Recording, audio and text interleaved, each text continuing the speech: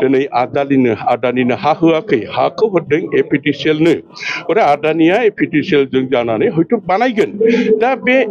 मानब गेदेर हाग्रामा महिलारि बिथाङा जे बेबस्थायै पतन्जलिनो हाखौ हरदोंमोन दा मानब गेदेर जोंनि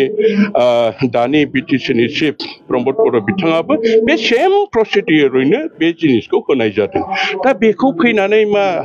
लिस्टआवसो होदों गाबोनो जों मोनफिनो 1 इन्सिबो हा हगारा बे ट्राइबेल बेलेन्स ब्लक बे बिटिआरनि 6 शिड्युलनि हाखौ बोरै हगारनो हाखो बेफोर बाथ्राखौ बुंनायाव जोंनि आन्दोलनकारिफ्रा नंगौ साननानै एसे आन्दोलनखौ जरदार खालामदों जुदि 6 शिड्युल एलेकायाव हा हगारनो हायाबा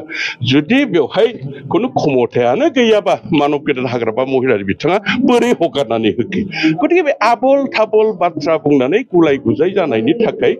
माने जे जिनिसा खुब सहजै समाधान जानांगौमोन बे जिनिसा जायाखै आरोखि एसे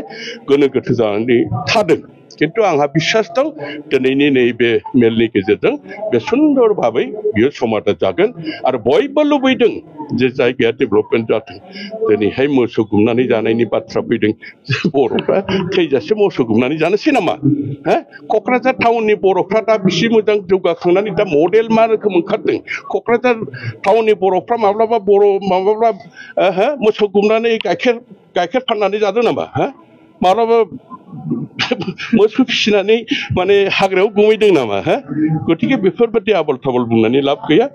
आसा खालामदों दिनै मोजाङैनो समाधान जागोन जों न'आवनो थानोनो हायै बायदि जोंखौ पुलिसा जानो लोंनो बिराद असान्ति खालामफैबाय थायो सोर थोनहरो बेयाव मानो थोनहरो जोंहाखि मावनानै दांनानै जानानै उन्दुनो माबा गैया नामा जोंहा मेंनाय गांनाय उखैनाय गैया नामा जोंखौ मानो बिदि डिस्टार्ब खालामफैबाय थायो मानो थाखाय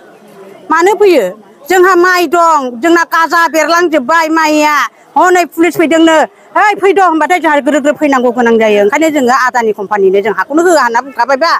गेदेर गोलावफ्रानो रायलायखाबायबा जोंखौ मानो एथ' उपद्रब खालामफैबाय थायो मानि थाखाय मानो फैबाय थायो जेनेबा पुलिसा मानो थोनहरो जोङो समाजारि बिजोङाव नुनो मोन्दों नोंथांमोननि नैबे ओनसोलनिनो माखासे दैदेनगिरिफोरा मोजां थासारियाव फैबाय रायलायनाया मोजां जाजोब्बाय होननानै बुङो दा बे बेलायावहाय मा फोरमायगोन जानो हाया बिसोरो नंखाय बाला थगायनानै बिसोरो बाहेरायाव मिडियाखौ लानानै रायलायहैयो ओमफ्राय जोंखौ बिसोरो बुङो खेनसेयावबो बिसोरो मिडियाखौनो सिङाव लानानै थांबाय रायलायखोमानो थाखाय ओमफ्राय जोङो बेयाव हांगामा खालामबाय न' सिङाव दावराव खालामबाय ओमफ्राय एबसुनि लिडारा जोंखौ बे गथ' एसे उन्दैहां आरोखि गाहाय लेभेलनि मानसि बियो जोंखौ होख्रावबाय बुनो गेरबाय मोदोम सोमावख्रांजोब्बाय आरोखि बे जोंखौ बुनो थाखाय ओमफ्राय जोंथ' नागारासै जों जिउ होगोन थै होगोन होननानै जों जुजिखानाय जेला बिनि थाखायनो जों हाबदों बेनिखायनो आं एमएलए खौ बुङो बारे बारे बियो बे आदानि कम्पानिनो बियो जाबाय होननानै जेरावबो अल बिटिसिआव बियो मिडियानि सिगां बुंबाय थायो किन्तु बियो बुंखोमायोसो बिनि बुंनाया बिनि डेभेलपआ गावनि न'खरनि गावनि लाबनि थाखायल' बियो गावखौ डेभेलप होननानै साननानै लाबाय थादों गावनि फिसा फिसौखौ फोरोंनायखौनो बियो कर्नाटक केरेला बेफोराव फोरोंनायखौनो बियो गावखौ डेभेलप जाबाय बासबारि एलेकायाव मा डेभेलप खालामदों बेलाय दिनै फाग्लि जराखौ मालाबाबो बियो नाया जिउ जोबजासे नायानो बियो जोंखौ फाग्लि जरा ओनसोलखौ बिनि थाखायनो आं गले गले बुंदों मालाबाबो बियो फिस लामा होगोन होनो फिस लामाखौ बियो होफैया मानो फाग्लि जरा पार्ट 2 नि फाग्लि जरा पार्ट 1 नि मानसिफ्रा थैबासो मोनो गाहा सुख जागोननो जों बेफोरखौबो खोनाफैनो मोनो बिनि खुगानिफ्राय मानो बुंनो मोननांगौ बिनि डेभेलपआ मा बिनि डेभेलपखौ जों नांगौ बेनो एथ' गोबाव बियो मोख्रा बालन्दा बायदि ओरैबालाय बारनानै बियो